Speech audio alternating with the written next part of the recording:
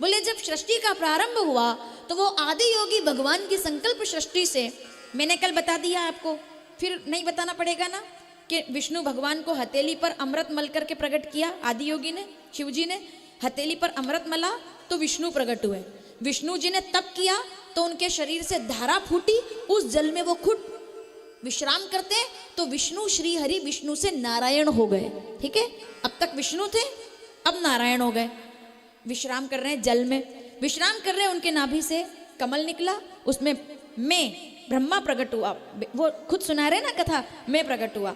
जब मैं प्रकट हुआ तो मैंने इधर देखा उधर देखा, कितने मुख हो गए देखो, इधर देखा उधर देखा 2, आगे देखा 3, पीछे देखा 4, ऊपर देखा 5। सृष्टि के प्रारंभ में ब्रह्मा जी के कितने मुख थे? 5।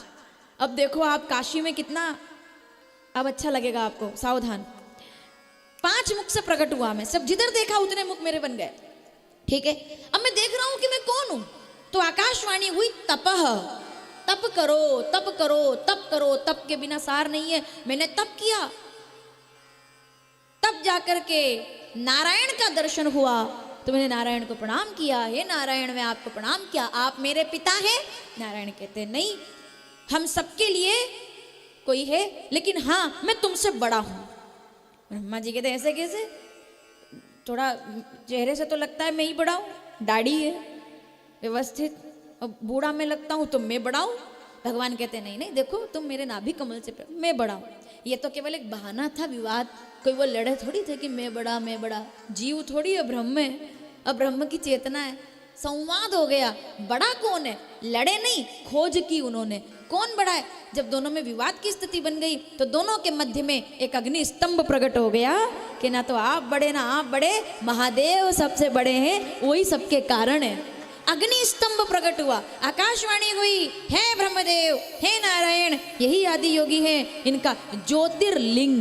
लेकिन अभी केवल ज्योति, ज्योतिर्लिंग पूरा होगा अभी बाद में। ज्योति प्रकट हुई, ज्योति प्रकाश।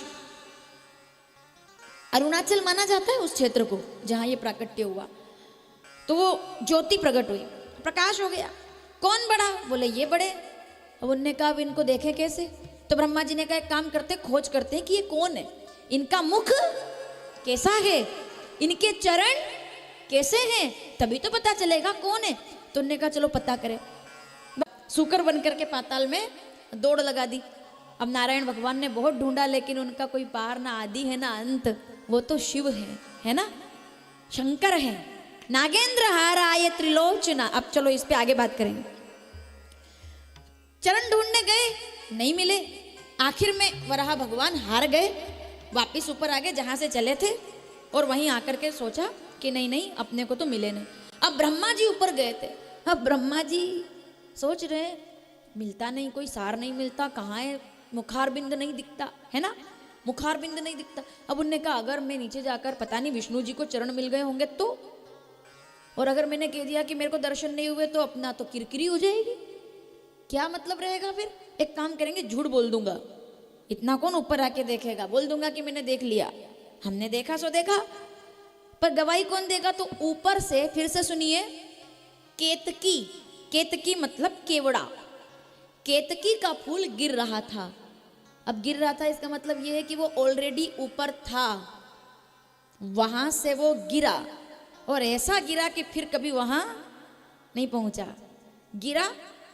ब्रह्मा जी ने कहा हे फूल अभी मेरे साथ चल, मैं नारायण के सामने जब कहूंगा कि मैंने शिवजी ये रूप को देखा है, ये स्तंभ के मुख को देखा है, तुम केवल बोल देना हाँ, गवाही दे देना। 2 गवाह तो हर चीज में चाहिए, रजिस्ट्री में चाहिए, विवाह में, हर चीज में 2 गवाहों के बिना तो उनने कहा 2 गवाह। विवाह भी जब होता है तो क्या करते हैं, फूल बरसाते हैं, वो गवाही है, हम साक्षी हैं उसके कि विवाह हो रहा है, तो इसके लिए 2 गवाह चाहिए। अब एक तो हो गया केतकी, तभी गाय माता का